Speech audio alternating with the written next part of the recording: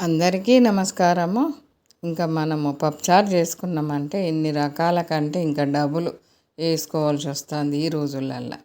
ఇంక ఇవైతే గుమ్మడి ముక్కలు కూడా మనము తప్పనిసరి వాడాలి అని అంటారు. మామూలు బూడిద గుమ్మడికాయ కాకుండా ఇది ఎల్లో కలర్ ఉండే గుమ్మడికాయ అన్నట్టు ఇది తప్పనిసరి పులుసు కూడా పెట్టుకొని వండుకుంటారు చాలామంది. మన దిక్కు వాడుకోము, వరంగల్ దిక్కు, కానీ ఎక్కువ గుమ్మడి పులుసు అని గుమ్మడి కాయతోటి కర్రీస్ అని వండుకుంటారు.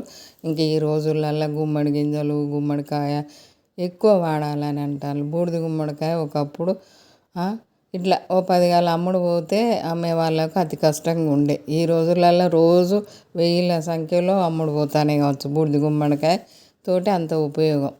ఇంక ఈ పప్పు అయితే ఒక కందిపప్పు వేసుకుంటే సరిపోయేది మా చిన్నతనంలో.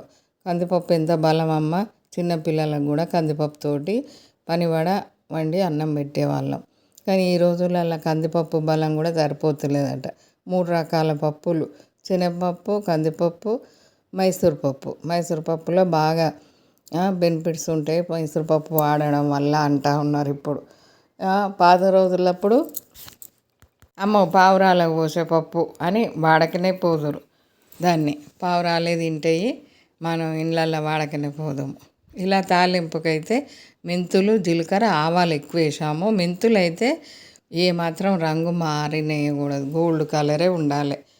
ఉల్లిపాయలు 2 పెద్దవి కట్ చేసేసాము. ఇలా కూరగాయలు ఇంకా వెరైటీస్ వేసుకోవచ్చు. ఇప్పుడైతే ఇవే ఉన్నాయి మా దగ్గర అని ఇవే వేసాము. ఇంక ఇది పప్పుచారు కాదు, మనం ఈ కూరగాయలనే నవలి మింగాలి. పచ్చి కూరగాయలు తినాలి, ఈ కూరగాయలు తినాలి. ఇంట్లో చూడు రోజు ఒక 1/2 కేజీ 1/2 కేజీ కూరగాయలే తినుకుంటూ ఉండాలి అంటాను. ఆ కూరగాయలలో కూడా రంగులు కలపడమే, దాంట్లో ఏం బలం ఉంటలేదు, దీంట్లో ఏం బలం ఉంటలేదు పప్పులల్లో. ఇలానైతే చేసాము. ఇంకా దీంట్లో కొత్తిమీర, కరివేపాకు, పసుపు, ఉప్పు, కారము. మనకు ఆ కూరగాయలు అలా మగ్గినాక ఇవన్నీ వేసి మళ్ళీ మంచిగా మగ్గనిచ్చేయాలి. కొంచెం అల్లం, టేస్ట్ బాగానే ఉంటుంది. మనం ఒకప్పుడు ములక్కాయలు వేసుకునేది పప్పుచారులు అంతే. ఇంకా 2 టమాటాలు అట్లా ఇట్లా క్యారెట్ అవి ఇవి ఫంక్షన్లలో వేసుకునేది. అట్లా ఇళ్ళల్లో కూడా డైలీ అలవాటు కింద పడిపోయి ఇంకా అవి సరిపోవు, ఇంకా రకరకాల కూరగాయలు వేసుకోవాలి అనే కాడికి వచ్చింది. ఈ కూరగాయలలో చింతపులుసు అయితే పోసి బాగా వాటర్ పోసి మసల పెడదాం.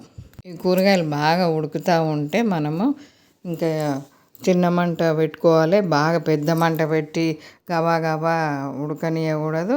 కొంచెం ఇది మొత్తం లేచినాక కొంచెం చిన్న మంట పెట్టుకోవాలి. మంచిగా మసులుతుంది, టేస్ట్ బాగా వస్తుంది. ఇలా 1 స్పూను రైస్ తీసుకున్నాము, ఒక సగం స్పూన్ జీలకర్ర, 1 స్పూను మిరియాలు, ఇవి ఇందులో ధనియాలు, ఎల్లిపాయలు వేసి నానబెట్టేసుకోవాలి. చాలా బాగుంటుంది టేస్ట్. కొన్ని రోజులేమో రైస్ తక్కువ తినాలి, కూరగాయలు ఎక్కువ తినాలి అన్నారు. ఇప్పుడు సాంబార్ చేసుకున్నా కానీ అన్ని విటమిన్లు ప్రోటీన్లు ఉండాలంటారు. కాబట్టి ఇట్లా ఈ రాజ్మా అయితే మామూలుగా వండితే పిల్లలు తినరు. ఇవి నానబెట్టేసుకొని మంచిగా ఉడకబెట్టుకొని అయినా వేసుకోవచ్చు. ఇంకా గ్యాస్ ప్రాబ్లం ఉంటుంది అనే వాళ్ళు అయితే కొంచెం నల్లగొట్టి వేసుకోవాలి అని చెప్తా ఉన్నారు. ఇంకా ఇదైతే నానబెట్టి అందులో వేసేసాము. మసులుతూ ఉంటే కూరగాయలన్నీ ఉడుకుతూ ఉంటే అందులో వేసాము. పప్పు చూడండి, అదొక పిరికెడు వేసినాం. కానీ నానినాక ఉడికినాక ఎంత మెత్తగా దూదిలాగా అయిపోయింది. మనకు మంచిగా అనిపిస్తూ ఉన్నది ఇట్లా చూస్తేనైతే. ఈ శనగపప్పు అయితే ఇట్లా మనకు తింటూ ఉంటే మంచిగా పప్పుచారులో వస్తాయి, మంచిగా అనిపిస్తుంది. బాగా రుద్దన అవసరం లేదు. ఈ పప్పు అయితే మెత్తగా అయిపోయింది. శనగపప్పు అట్లనే గవలు ఉంచి పోసేసాము. చాలా బాగున్నది. గుమ్మడికాయ కూడా ఉడుకుతూ ఉంటే మంచి స్మెల్ వస్తుంది. సంవత్సరానికి 1 రోజు వండుతారు, దీపావళి రోజు. వరంగల్లోనైతే గుమ్మడికాయ జోలికే ఊరు, గుమ్మడికాయ కూరనే తినరు, దాన్ని వాడరు అసలు. దీపావళి రోజు వండితే దీపావళి రోజే దేవుడి దగ్గరికి.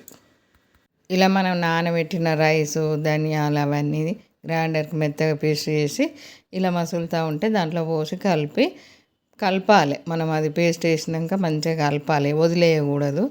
మనం పిండి పోసినట్టు అన్నట్టు కలిపిన తర్వాత తాలింపు అయితే నెయ్యి ముందుగా ఒకటే చుక్క ఒక స్పూన్ నూనె వేసి అవి మసలు పెట్టాము కూరగాయలు. ఇంట్లో కూడా ఒక స్పూన్ నెయ్యి వేసాము.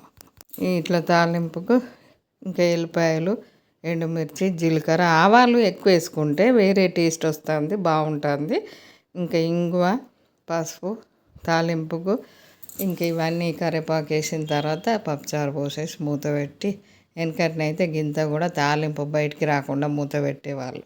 ఇప్పుడు గవాళ్ళను పోసేసుకుంటాం మనం ఈ రోజులల్లో. నూనె ఏమో ఒక చుక్కు ఉండేది, గంటె సౌండ్ సుయ్యమని సౌండ్ ఎక్కువ. గంటె పొయ్యి మీద పెడతారు కాబట్టి ఇనుప గంటెతో తాలింపు పెట్టేది కాబట్టి అట్లా సౌండ్ వచ్చేది. కానీ ఆ తాలింపు వాసనే వేరు, స్మెల్.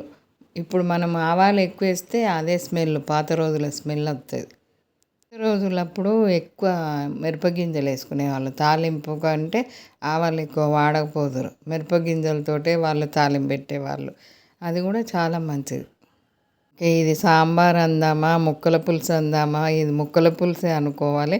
టేస్టీ అన్ని ముక్కల పులుసు అయితే రెడీ అయిపోయింది. ఇంక ఇది మనకు మంచిగా ఉంటుంది. ఎంత తిన్నా కానీ అసలు ఇంకా ఇష్టంగా తినాలి అనేలాగా ఉన్నది. టేస్ట్ అయితే బాగున్నది.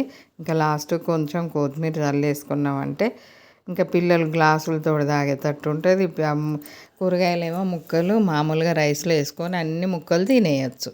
లైక్ చేయండి, షేర్ చేయండి, సబ్స్క్రైబ్.